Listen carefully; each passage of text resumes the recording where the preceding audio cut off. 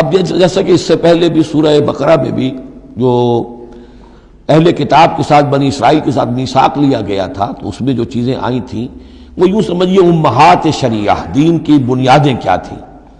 ہم نے معاہدہ لیا تھا اللہ کے ساتھ شرک نہیں کرو گے، والدین کے ساتھ نیک احسان کرو گے، قرابت داروں کے ساتھ وغیرہ وغیرہ۔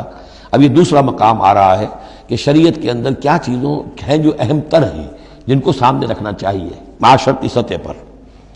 سب سے پہلی بات وَاعْبُدُوا اللَّهَ وَلَا تُشْرِكُوا بِهِ شَيْئًا، پہلا حق اللہ کا ہے، اللہ کی بندگی اور پرستش کرو، اس کے ساتھ کسی کو شریک نہ ٹھہراؤ۔